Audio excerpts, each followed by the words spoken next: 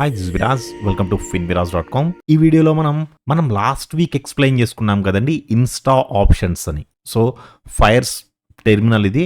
So fires.in వెబ్సైట్లోకి వెళ్ళండి.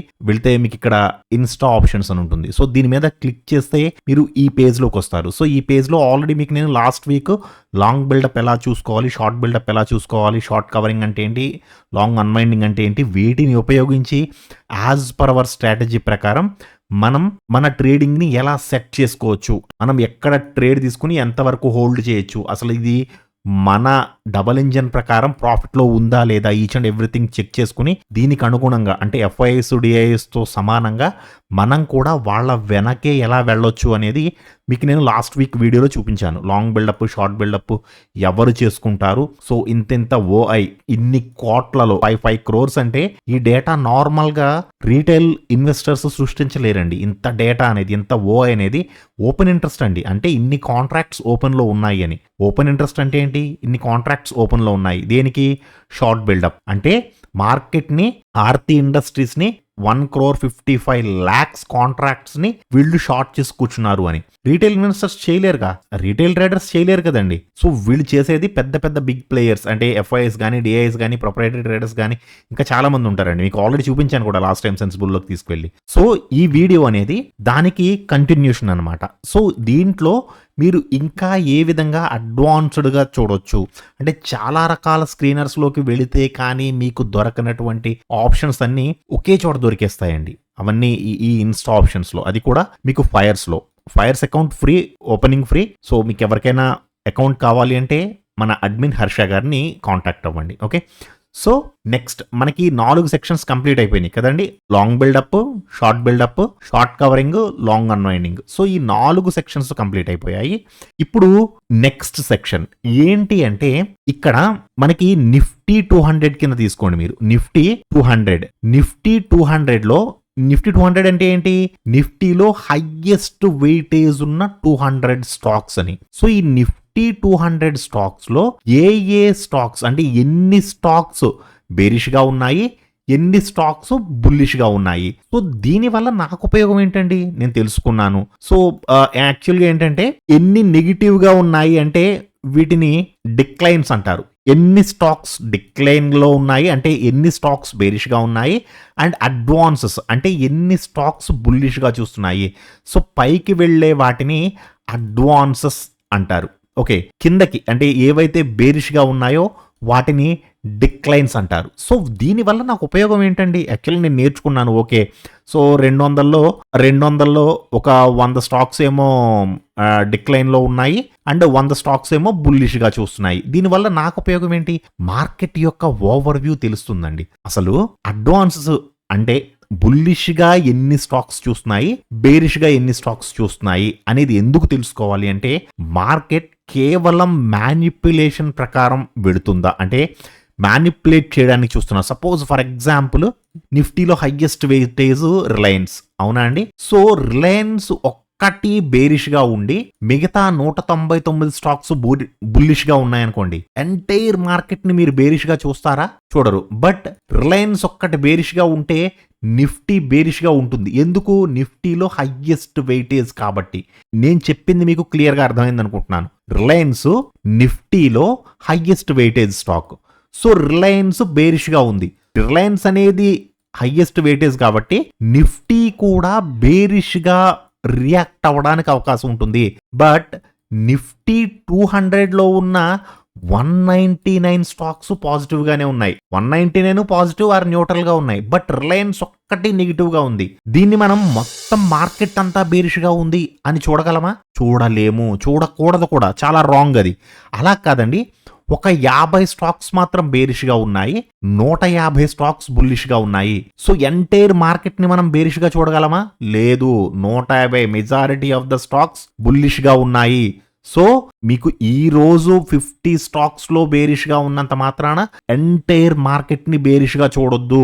Market లో majority of the stocks bullish గానే ఉన్నాయి అంటే మార్కెట్ సెంటిమెంట్ అనేది బుల్లిష్ గానే ఉంది. సో మార్కెట్ యొక్క సెంటిమెంట్ ని తెలియజేసేదే అడ్వాన్స్ అండ్ డిక్లైన్స్ అండి. సో ఈ అడ్వాన్సెస్ అండ్ డిక్లైన్స్ ఏంటి అంటే మన మార్కెట్లో సపోజ్ ఆల్ పెట్టాను నేను. ఇక్కడ ఆల్లో ఎన్ని అడ్వాన్సెస్ ఉన్నాయి? ఇక్కడ నిఫ్టీ 200 అని చెప్పాను కదా మీకు. నిఫ్టీ 200లో కేవలం 19 స్టాక్స్ మాత్రమే. ఇది ఎప్పటిదండి? ఇది ఫ్రైడే, నిన్న జరిగిన మార్కెట్ యొక్క అడ్వాన్సెస్ అండ్ డిక్లైన్స్. ఇది లైవ్ మార్కెట్లో ఎప్పటికప్పుడు మారిపోతూ ఉంటుంది. ఎవ్రీ 2 మినిట్స్కి 3 మినిట్స్కి మారిపోతూ ఉంటుంది డేటా. ఇక్కడ ఏవేవైతే స్టాక్స్ బుల్లిష్గా ఉన్నాయో అక్కడ బుల్లిష్గా ఉన్న స్టాక్స్ అన్ని అడ్వాన్సెస్లో చూపిస్తుంది, బేరిష్గా ఉన్న స్టాక్స్ అన్ని డిక్లైన్స్లో చూపిస్తుంది. సో ఇప్పుడు చెప్పండి, నిఫ్టీ 200లో 187 బేరిష్గా ఉన్నాయి, డిక్లైన్స్లో ఉన్నాయి. చూడండి ఇక్కడ సింబల్ కూడా బేరిష్ సింబల్ చూపిస్తున్నాడు. 19 మాత్రమే అడ్వాన్సెస్లో ఉన్నాయి. సో ఓవరాల్ మార్కెట్ వ్యూ ఎలా చూడొచ్చు మనం? 187 బేరిష్గా ఉన్నాయి, 19 మాత్రమే బుల్లిష్గా ఉన్నాయి. సో ఓవరాల్ మార్కెట్ సినారియో ఏంటి? బేరిష్. ఎందుకు? Most of the stocks bearish గా చూస్తున్నాయి. సో ఈ 19 మార్కెట్ ని స్టెబిలైజ్ చెయ్యలేవు. మార్కెట్ మూమెంటం గానీ, సినారియో గానీ, సెంటిమెంట్ గానీ బేరిష్ గా ఉంది. ఓకేనా అండి? అర్థమవుతుంది కదా మీకు క్లియర్ గా? మార్కెట్ బేరిష్ గానే చూస్తుంది. ఇక్కడ మీరు ఈ అడ్వాన్సెస్ అండ్ డిక్లైన్స్ అనేవి అలా తెలుసుకోవచ్చు. సో ఇది ఫేక్ మూవా లేదంటే, అంటే ఇందాక చెప్పాను కదా, ఫేక్ మూవ్ అని ఎలా తెలుసుకుంటారు? ఓన్లీ 1 or 2 స్టాక్స్ మూవ్ అయినంత మాత్రాన, అంటే బేరిష్గా ఉన్నాయి, మిగతా 198 బుల్లిష్గా ఉన్నాయి. సో ఈ రెండు మార్కెట్ని డ్రాగ్ చేసేస్తున్నాయి. సో ఎంటైర్ మార్కెట్ని మనం బేరిష్గా చూస్తామా? చూడకూడదు. ఈ రెండే మార్కెట్ని డ్రాగ్ చేస్తున్నాయి. బట్ మిగతా మార్కెట్ అంతా అడ్వాన్స్ లెవెల్లోనే ఉంది, అంటే బుల్లిష్గానే ఉంది. అడ్వాన్సెస్ ఎక్కువ ఉన్నాయి, డిక్లైన్స్ తక్కువ ఉన్నాయి. బట్ ఈ రెండు హైయెస్ట్ వెయిటేజ్ అవ్వడం వల్ల మార్కెట్ని కిందకి తీసుకొస్తున్నాయి. ఇది జస్ట్ తాత్కాలికంగా ఈ రెండు స్టాక్స్ నుంచి వచ్చిందే తప్ప మార్కెట్ సెంటిమెంట్ బుల్లిష్గానే ఉంది. ఓకే, మీకు క్లియర్గా అర్థమైంది అనుకుంటున్నాను. అడ్వాన్స్ డిక్లైన్స్ ఎందుకు చూడాలి? మార్కెట్ సెంటిమెంట్ని తెలియజేస్తుంది అడ్వాన్స్ అండ్ డిక్లైన్స్ అనేవి. ఇంకొకటి చాలా మందికి అనిపిస్తూ ఉండొచ్చు, సార్ నేను 200 స్టాక్స్ చూశాను, ఓకే, బట్ పర్టిక్యులర్గా బ్యాంక్ నిఫ్టీలో ఏవేవి బుల్లిష్గా ఉన్నాయి, ఏవేవి బేరిష్గా ఉన్నాయి చూడాలి అంటే చూడండి, ఇది బ్యాంక్ నిఫ్టీ ఇక్కడ అడ్వాన్సెస్ అని ఉంది కదా. సో ఇది ఈ బటన్ అడ్వాన్సెస్ వైపుకి తిరిగి ఉంది కదండి. ఇక్కడ ఏం జరుగుతుందండి? ఇక్కడ మీరు అర్థం చేసుకోవాల్సింది, అడ్వాన్సెస్ లో కేవలం ఐసిఐసిఐ బ్యాంక్ ఒక్కటే ఉంది. మరి డిక్లైన్స్, ఈ టిక్ అనేది ఈ టైప్కి జస్ట్ ఇక్కడ క్లిక్ చేయండి, లేదా ఇలా అంటే ఇది స్విచ్ అవుతూ ఉంటుంది. అడ్వాన్స్కి డిక్లైన్స్కి మీరు దీని మీద క్లిక్ చేస్తే ఇది స్విచ్ అవుతూ ఉంటుంది. సో డిక్లైన్స్లో ఎన్ని ఉన్నాయి? మిగతా 11 బ్యాంక్స్ కూడా డిక్లైన్స్లోనే ఉన్నాయి. సో ఎంటైర్ బ్యాంక్ నిఫ్టీలో ఉండే 12 స్టాక్స్లో, మనకి బ్యాంక్ నిఫ్టీలో 12 స్టాక్స్ ఉంటాయి. ఈ 12 స్టాక్స్లో ఒక్క ఐసిఐసిఐ ఒక్కటే బుల్లిష్గా చూస్తుంది, మిగతా 11 బ్యాంక్స్ బేరిష్గా చూస్తున్నాయి. అంటే ఏంటి? Bank Nifty bearish sentiment, bearish మూమెంటంలో ఉందనే కదండి. సో అడ్వాన్సెస్ అండ్ డిక్లైన్స్ అనేవి మీకు ఇక్కడ తెలుస్తుంది. మీరు నిఫ్టీని చెక్ చేసుకోవచ్చు, అడ్వాన్సెస్ ఎన్ని ఉన్నాయి, డిక్లైన్స్ ఎన్ని ఉన్నాయి. బ్యాంక్ నిఫ్టీని చెక్ చేసుకోవచ్చు, ఫిన్ నిఫ్టీని చెక్ చేసుకోవచ్చు, అండ్ మిడ్ క్యాప్ నిఫ్టీని కూడా చెక్ చేసుకోవచ్చు. అలా కాదండి, అసలు ఒక్కొక్క ఇండెక్స్ ఎంతెంత పర్సంటేజ్ ఆఫ్ నెగిటివ్ లేదా పాజిటివ్లో ఉన్నాయి అంటే మీకు ఇక్కడ పక్కన ఇండెక్స్ అని కనబడుతుంది కదండి. ఇది మీకు ఇండెక్స్కి సంబంధించి ఏ స్టాక్స్ అడ్వాన్సెస్ ఉన్నాయి, డిక్లైన్స్ ఉన్నాయి అనేది తెలియజేసేది ఈ బాక్స్. అలా కాదండి, అసలు ఇండెక్స్లు మనకి ఎన్ని ఇండెక్స్లు ఉన్నాయి, ఆ ఇండెక్స్లో ఏ ఇండెక్స్ ఎలా ఉంది అని చూసుకోవడానికి మీకు అన్నీ ఇక్కడే దొరికేస్తాయి. ఇది యాక్చువల్గా నేను ప్రీవియస్గా కూడా చెప్పానండి, ట్రేడింగ్ వ్యూలో కూడా పెట్టుకోవచ్చండి. మనకి ఏ ఇండెక్స్ ఎలా పర్ఫామ్ చేస్తుంది అనేది మనం చూసుకోవచ్చు ఎప్పటికప్పుడు. లేదు ఒకవేళ మీరు పెట్టుకోలేదు, ఇక్కడ కూడా చూసుకోవచ్చు. సో ఈ బ్యాంక్ ఎక్స్, సెన్సెక్స్ అనేది మనకి బిఎస్సికి సంబంధించి, BSc Sensex and BSc bank X. Okay, so bank X ఎలా ఉంది? 0.5% పడ్డది. రెండు దాదాపుగా ఒకేలా ఉన్నాయి కదండి, 0.5%, 0.5%. ఎందుకు అంటే మనకి నిఫ్టీలో బ్యాంక్ నిఫ్టీ ఎలాగో సెన్సెక్స్లో బ్యాంక్ ఎక్స్ అలాగా, కాకపోతే లిక్విడిటీ ఉండదండి. ఇందులో లిక్విడిటీ తక్కువ ఉంటుంది, కొంచెం జాగ్రత్తగా ఉండాలి, ట్రేడ్ చేయొద్దు. ఓకే, నేను మీకు జస్ట్ ఒక అవగాహన కోసం చెప్తున్నాను. మనకి ఎన్ఎస్సిలో బ్యాంక్ నిఫ్టీ ఎలాగో బిఎస్సిలో బ్యాంక్ ఎక్స్ అనేది అలా అనమాట. నెక్స్ట్ ఏముందండి? Nifty, mid cap Nifty, Fin Nifty, ఈ మూడు కూడా మనకి ఎన్ఎస్సికి సంబంధించినవి. సెన్సెక్స్, బ్యాంక్ ఎక్స్, బిఎస్సికి సంబంధించినవి. అండ్ మిగతా bank Nifty, Fin Nifty, mid cap Nifty, Nifty కూడా ఎన్ఎస్సికి సంబంధించినవి. సో ఇది ఆల్రెడీ తెలుసు మీకు. ఇక్కడ ఏ ఇండెక్స్ ఎలా పర్ఫామ్ చేస్తుంది, వరస్ట్ ఏది ఉంది 2.38% పడ్డదండి మిడ్ క్యాప్ నిఫ్టీ మహా వరస్ట్ గా ఉంది చూడండి. కంపేరిటివ్లీ అన్ని ఇండెక్స్లతో పోల్చుకుంటే ఏ ఒక్క ఇండెక్స్ కూడా ఈవెన్ 1% ని కూడా టచ్ చేయలేదు, ఈవెన్ 0.8 ని కూడా టచ్ చేయలేదు ఏది కూడా. బట్ మిడ్ క్యాప్ నిఫ్టీ ఒక్కటి 2.38% పడ్డది, అంటే చాలా ఘోరంగా పడ్డదని అర్థం అండి కదా. సో మిడ్ క్యాప్ నిఫ్టీలో చాలా ఎక్కువ డిక్లైన్స్ ఉన్నాయి. ఎలా చూడాలి సార్? మీరు ఇక్కడ క్లిక్ చేస్తే తెలిసిపోతుంది. మిడ్ క్యాప్ నిఫ్టీలో డిక్లైన్స్, ఇవి డిక్లైన్స్. ఒకవేళ అన్ని స్టాక్స్ డిక్లైన్స్లోనే ఉన్నాయా, ఏమన్నా బుల్లిష్లో ఉన్నాయా చూడండి. నేను అడ్వాన్స్ సైడ్కి మార్చాను, ఇదిగో ఇక్కడ ఉన్నదాన్ని అడ్వాన్స్ సైడ్కి మార్చాను. సో ఇంత దారుణంగా పడిన మిడ్ క్యాప్ నిఫ్టీలో కూడా ఒక 3 స్టాక్స్ అనేవి బుల్లిష్ సైడ్కి ఉన్నాయి. ఏంటి?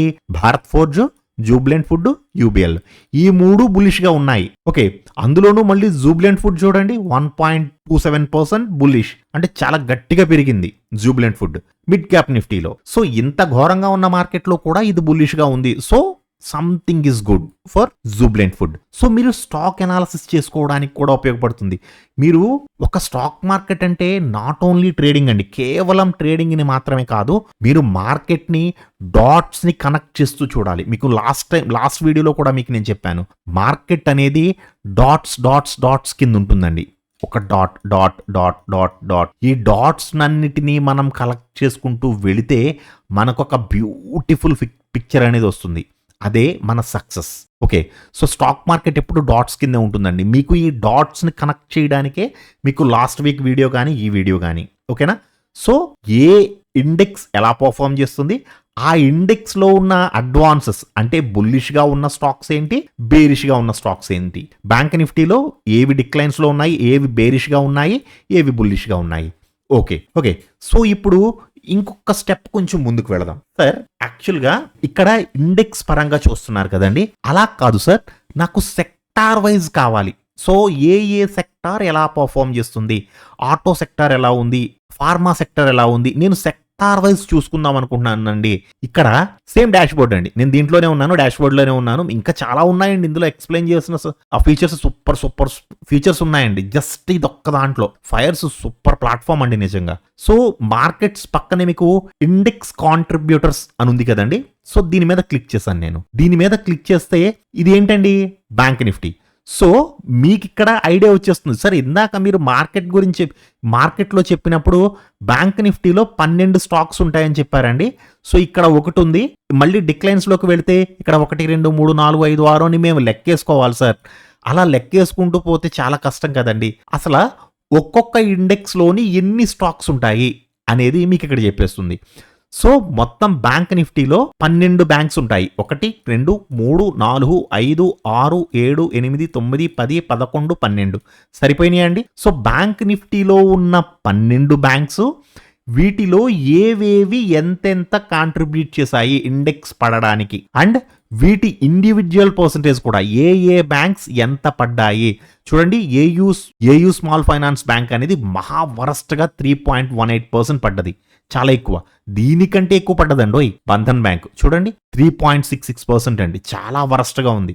సో దీని తరువాతే ఏయూ స్మాల్ ఫైనాన్స్ బ్యాంక్. లేదండి కొంచెం బుల్లిష్గా చూద్దాము అంటే ఐసిఐసిఐ బ్యాంక్ ఉందండి. ఐసిఐసిఐ బ్యాంక్ ఒక 10 పాయింట్స్ పెరిగింది. ఇది బ్యాంక్ నిఫ్టీ. మరి నిఫ్టీలో ఏ స్టాక్స్ ఎంతెంత పడ్డాయి, ఏ స్టాక్స్ బుల్లిష్గా ఉన్నాయి, అసలు బుల్లిష్గా ఉన్న స్టాక్స్ ఏంటి, వీటి చార్ట్స్ కూడా చూసుకోవచ్చు మీరు. Okay, Bharatiya Airtel and Britannia, HCl technologies, Hindalco, ఇంకా ఉన్నాయండి, ఇంకా స్టాక్స్ ఉన్నాయి. 50 అన్నమాట. ఇవి నిఫ్టీ 50 స్టాక్స్ ఉంటాయండి. వీటిని కూడా నేను లెక్కేసి చూపించవసరం లేదు. కొంతమందికి ఒక డౌట్ ఉంటుంది, సార్ బ్యాంక్ నిఫ్టీ అనేటప్పటికీ అన్ని ఫైనాన్షియల్ సర్వీసెస్ బ్యాంక్సే కాబట్టి ఇది ఓకేనండి. బట్ నిఫ్టీకి వచ్చేటప్పటికి వేరియస్ సెక్టార్స్ ఉంటాయి కదండి, ఆ సెక్టార్స్ ని మనం ఇక్కడ చూసుకోవచ్చు.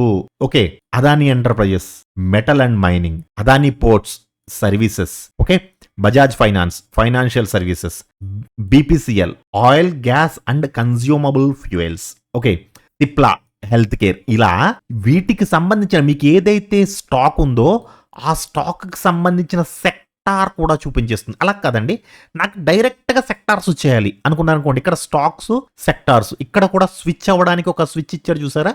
సో దీని మీద క్లిక్ చేస్తే ఏ సెక్టార్ ఎంతెంత వెయిటేజ్ అంటే ఇక్కడ కూడా మీకు సేమ్ మీకు నేను ఇందాక చెప్పాను కదండి అడ్వాన్సెస్ డిక్లైన్స్ అని. సో ఏ ఏ సెక్టార్స్లో ఎన్ని స్టాక్స్ ఉన్నాయి, ఆ స్టాక్స్లో ఏ స్టాక్స్ అడ్వాన్సెస్ ఎన్ని ఉన్నాయి, డిక్లైన్స్ ఎన్ని ఉన్నాయి. ఫర్ ఎగ్జాంపుల్కి ఫాస్ట్ మూవింగ్ కన్స్యూమర్ గూడ్స్ అని ఒక సెక్టార్ ఉంది. సో ఈ సెక్టార్లో 3 స్టాక్స్, మొత్తం ఉన్నవి 5 స్టాక్స్ అయితే అందులో 3 స్టాక్స్ అడ్వాన్సెస్లో ఉన్నాయి, 2 స్టాక్స్ డిక్లైన్స్లో ఉన్నాయి.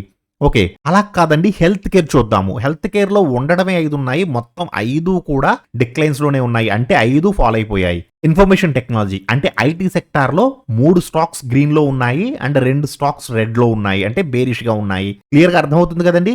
మీరు ఇక్కడ స్టాక్స్ వైజ్ చూసుకోవచ్చు అండ్ సెక్టార్ వైజ్ చూసుకోవచ్చు. ఎలా? నిఫ్టీలో ఇప్పుడు నేను బ్యాంక్ నిఫ్టీకి వెళ్ళాను. బ్యాంక్ నిఫ్టీలో ఉండడం మొత్తం 12 బ్యాంక్స్ ఉన్నాయి, అందులో ఒకే ఒక బ్యాంక్ బుల్లిష్గా ఉంది, మిగతా 11 బ్యాంక్స్ బేరిష్గా ఉన్నాయి. ఓకే, నిఫ్టీలోకి వస్తే ఇలా ఈ సెక్టార్స్ ఇంత ఇలా పర్ఫామ్ చేశాయి, అంటే అడ్వాన్సెస్ ఎన్ని ఉన్నాయి, డిక్లైన్స్ ఎన్ని ఉన్నాయి. ఓకేనండి. ఫిన్ నిఫ్టీ కూడా సేమ్. ఫిన్ నిఫ్టీలో మొత్తం 19 స్టాక్స్ ఉంటాయి, 18 డిక్లైన్స్లో ఉన్నాయి, 1 మాత్రమే బుల్లిష్గా ఉంది, అడ్వాన్సెస్లో ఉంది. సో మీకు ఇప్పుడు నేను చెప్పింది ఏంటండి, అడ్వాన్సెస్ అండ్ డిక్లైన్స్ అనేవి మార్కెట్ యొక్క డైరెక్షన్ని మనం పూర్తిగా చూడడానికి, అంటే ఇది ఫేక్ మూవా లేదంటే నిజంగా మార్కెట్ అంతా కలిపి అదే డైరెక్షన్లో మూవ్ అయిందా అనేది తెలుసుకోవడానికి మీకు అడ్వాన్సెస్ అండ్ డిక్లైన్స్ అనేవి తెలుస్తాయి. ఓకే, అండ్ ఏ సెక్టార్స్లో ఏ స్టాక్స్ అడ్వాన్సెస్లో ఎన్ని ఉన్నాయి అండ్ డిక్లైన్స్లో ఎన్ని ఉన్నాయి. మనకున్న స్టాక్ ఎక్స్చేంజెస్ 2 అండి, ఒకటి బిఎస్సి, 2 ఎన్ఎస్సి. సో బిఎస్సిలో ఉన్న ఇండెక్స్లు బ్యాంక్ ఎక్స్, సెన్సెక్స్ ఎలా పర్ఫామ్ చేస్తున్నాయి, ఎన్ఎస్సిలో ఉన్న ఇండైసెస్ ఎలా పర్ఫామ్ చేస్తున్నాయి. సో ఈ 4 కూడా ఎన్ఎస్సికి సంబంధించిన ఇండైసెస్. ఇంకా చెప్పాలి అంటే ఇంకా డీప్గా చూడాలి సార్ నేను, అసలు బ్యాంక్ నిఫ్టీలో ఏ స్టాక్ ఎంతెంత పర్సంటేజ్ ఫాల్ అయింది, హైయెస్ట్ ఫాల్ అయిన స్టాక్ ఏది, ఒకవేళ మీరు ఇందులో ఎంట్రీ తీసుకోవాలి అనుకుంటే హైయెస్ట్ ఫాల్ అయిన స్టాక్ ఏది, అసలు ఏ స్టాక్స్లో ఎంతెంత పాయింట్స్ పడింది, ఎంత పర్సంటేజ్ పడ్డాయి, మొత్తం అన్నీ కూడా మీరు ఇక్కడ క్లియర్గా తీసుకోవచ్చు. Bank Nifty and fin Nifty, mid cap మొత్తం అన్నిటికీ కూడా. ఓకేనండి. సో వీడియో క్లియర్గా అర్థమైంది అనుకుంటున్నాను. నెక్స్ట్ వీక్ ఇంకొంచెం డీప్గా ఎక్స్ప్లెయిన్ చేస్తానండి. ఈ ఇన్స్టా ఆప్షన్స్ అనే దాంట్లో నేర్చుకోవాల్సింది ఇంకా ఉందండి. సో నెక్స్ట్ వీక్ ఇంకా డీప్గా ఎక్స్ప్లెయిన్ చేయమంటారా, మీకు ఇంకొక వీడియో కావాలా వద్దా అనేది కామెంట్ సెక్షన్లో చెప్పండి. ఓకేనా అండి. Thank you so much.